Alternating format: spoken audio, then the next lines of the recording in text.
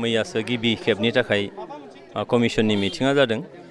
दा बेयाव प्रिलिमिनारि माखासे बाथ्राफोरखौ सावरायनाय जाबाय बेयाव जे जोङो कमिसन हिसाबै बोरै बोरै आवगायलांगोन लाङा, जोंनि मेन अबजेक्टिभसआ मा जागोन आरो जोंनि खामानिया जिथु मोनथाम होनाय जादों गामि सोनाय, गामि दाननाय आरो 40टा समस्तिखौ 60टा बानायनाय, बे खामानिखौ जिथु होनाय जादों।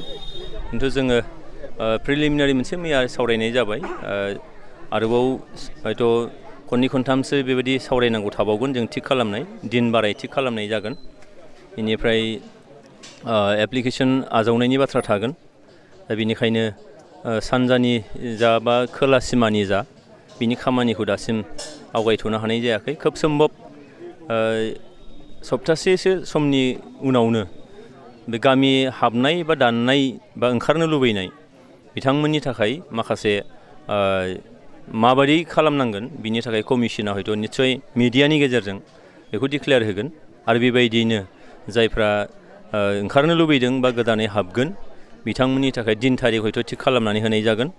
दा बेखौ बै टाइमखिनि हयथ' नेथ'नानै थानांगोन, बेखिनियानो जोंनि बुंनाया बेनो। आरो एकर्डनि स्पिरिट बायदियै एकर्डनि MOS मेम'रेन्डाम अफ सेटेलमेन्ट, बे एग्रिमेन्ट पेपारखौ जुदि मोजाङै बिजिरनानै नायो, जे 3 नं दफायाव जिथु बुंनाय दङ जे बेयाव मा होनदों, कन्टिगुवास जायफोर सिमाजों नांजाबनाय बे गामिखौ सोनाय जागोन आरो बे सिमाजोंनो नांजाबनाय कन्टिगुवास ओनसोलखौ दाननाय जागोन। दा दाननाय आरो सोनायाव बेयाव माखासे खोथाखौ मिथिनांगौ दंबावो जे 1 नाम्बाराव खोला सिमायाव थानाय बे ट्राइबेल बेल एन्ड ब्लक जायफ्रा सिमाजों नांजाबनाय, बे ट्राइबेल बेल एन्ड ब्लकआ मालाबाबो दानजाया, एकर्डनि स्पिरिटआ बेखौ बुङो। बेनिफ्राय बबे गामिया दानजागोन, जे गामिया माने जेनारेल ट्राइबेल बेल एन्ड ब्लकआव नङा, बै गामिफोरखौसो ओंखारलांनो हानायनि सुबिदा होनाय जादों। नाथाय बे गामियाव बर' बा ट्राइबेल नङै मानसिया 50% बारा बेयाव थानांगोन, अब्लासो बिथांमोना ओंखारलांनो हागोन। दा बेयावबो जों नायबाय जे बे नोङो ट्राइबेल बेल एन्ड ब्लक नङै गामियाव माखासे सुबाया ट्राइबेल, माखासे सुबाया गुबुन नन ट्राइबेलफोर। दा नन ट्राइबेलफ्रा ओंखारनो लुबैदों सोरबा सोरबा, खिन्थु ट्राइबेल बा बर' मानसिया नों ओंखारनो लुबैयाखै। दा अब्ला बथ साइड दिनै कमिसना थिग खालामगोन जे बथ साइड बेयाव एपिल मोनसे थागोन।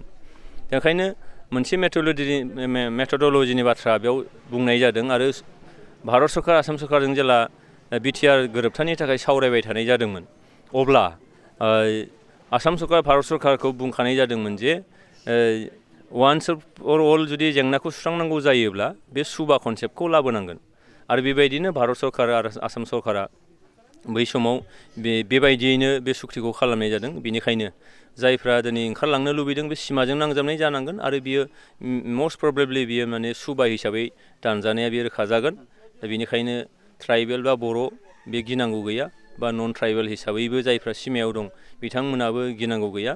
खिन्थु बाथ्राया बेनोल' ट्राइबेल ओनसोल बा बेल एन्ड ब्लक ओनसोल बा TSP ओनसोलाव गोग्लैनायबा बिथांमोननियाव हयथ' निस्सय बे दानजानाय नङा, ओंखारनायनि बाथ्राबो फैनाय नङा। जे सनितपुर आरो बिश्वनाथ जिल्लाखौ जिथु काउन्सिलाव सोआलासिनो बेखौ गारलांथ'खाबायबा होमबा सिमाया लावगोन, बे मोनसे। आरो गुबुन थामथि पइन्टआ जाहैबाय जे नैबे बिटिआर सुक्तियाव माजबाटनिफ्राय लानानै एखेबारे सानजाहा गहपुरनि सानजाहा थानाय मोनसे दै हलंगि होननानै बुङो, बे हलंगिसिम नोङो सिमाया जिथु बिटिआरना बारायगोन होननानै बुंनाय जादों। आरो बेनिखायनो बेयाव साहाखै साहा राजा लामा बानायगोन होननानै बुंनाय दङ। दा बे राजा लामानि मुंखौ बर'निनो राजा माने मा होनदों बेखौ बान राजानि मुङाव बानायनाय जागोन, जायखौ बानासुर रड होननानै बुंनाय जादों। दा होमबा बिटिआर सुक्तिया जुदि सिमाया लावाबा बानासुर रडनि बाथ्रायानो फैया। बेखायनो सुक्तियाव जिथु थाबाय जेला बे हलंगिसिम जिथु बानायगोन होननानै बुंबाय, बिनिखायनो जों बे मोनथाम पइन्टनि गेजेरजों रोखा जानो हायो जे बिटिआरनि सिमाया सानजाहा बे बिश्वनाथ आरो सनितपुर आरो बिश्वनाथ जिल्लाखौ लानानै दानाय जागोन, बे रोखा। एग्रिमेन्ट बादियै बेयाव माखासे दफाफोरनि खोथाखौ जुदि जों सिन्था खालामो जे बिटिआर सुक्तिनि गेजेरजों माखासे फसंथानफोर मोनबोनाय जादों। भारत सरकार आसाम सरकारा बानायगोन होननानै मोनसे कमिटमेन्ट होदों आरो बे नेसनेल कमिटमेन्ट। आरो बेबायदियैनो सनितपुर जिल्ला बा सानजाहा बारायगोन जिल्लाफोराव बिनिनो माखासे फसंथानफोरखौ बानायगोन होननाय जादों। दा बिनिफ्राय जों रोखा जानो हायो जे जि ओनसोला बिटिआर ओनसोलाव बारायथ'नायानो जायाखै बे ओनसोलावबो नोङो भारत सरकारनि फसंथानखौ बानायनाय जागोन नैबे बिटिआर सुक्तिनि दफा बायदियै दा होमबा जों बिनिफ्राय रोखा जानो हायो जे बै ओनसोला हाबगोना रोखा नैथियाव जाहैबाय जे नोङो दाखालि BKWSC जितु जोंहा बिटिआरनि सुक्तिनि उनाव थाबोनाय जे मोन 24 जिल्लाखौ लानानै BKWSC मोनसे काउन्सिल बानायनाय जागोन बर' कसारि वेलफेयार अट'नमास काउन्सिल दा बे काउन्सिलाव सनितपुर जिल्ला आरो बिश्वनाथ जिल्लाखौ दाननानै लाना थांनानै काउन्सिलाव सोहैनो नाजादोंमोन नाथाय भारत सरकार आरो आसाम सरकारा बे मोनसे कमिटमेन्ट बायदियै बिथांमोना बे मोननै जिल्लाखौ आपातत नैबे BKWSC आव सोथ'नाय जानाय नङा होननानै बेखौ बाद होनानै दोनलांदों बेनिफ्राय जेला बिटिआरनि सिमाया रोखा जागोन बिनि उनाव थालांनाय जे गामिफोर बा बिटिआराव हाबथावै माखासे गामिफोर थागोन बै गामिफोरखौसो उनाव माने काउन्सिलाव नटिफिकेशननि गेजेरजों सोनाय जागोन होननानै बुंनाय जादों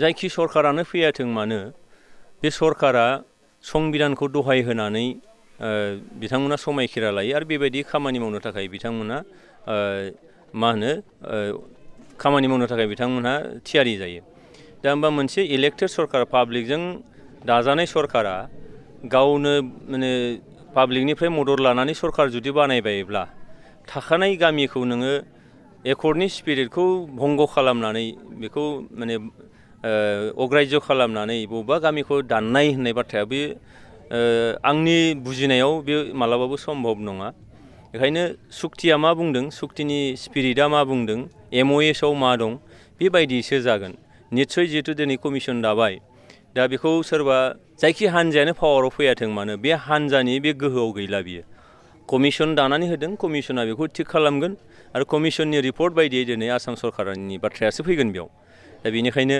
बिटिआराव जायखि सरकार फैयाथों मानो जे जोङो सरकार फैयोबा मावफुङा होननायनिबो खोथा गैया मावफुंनो बाध्य जागोन आरो सोरबाया सरकाराव फैयोबा दानगोन होननाय बेनिबो खोथा गैया बेनिखायनो गिनांगौ जेबो गैया होननानै सानदों जे दिनैहाय सुक्ति बायदियै कमिसना खामानि मावगोन आरो बे कमिसननि रिपर्ट बायदियै हयथ' बियो माने कार्यकरि जागोन बा इमप्लिमेन्ट जागोन बेखिनिखौनो आं खावलायगोन रायजो राजा बिथांमोनखौ सिमायाव थानायखौ जे सोरनिबा बुंनाय सोरनिबा बांसावनाय बेयाव जाहाथे खोमा सुवालासिनो कमिसनखौ मोजाङै खामानि मावनो हो कमिसनखौ मदद खालाम गासैबो पार्टियानो जा बा नोङो सुबुङानो जा बेखौ आङो खावलायगोन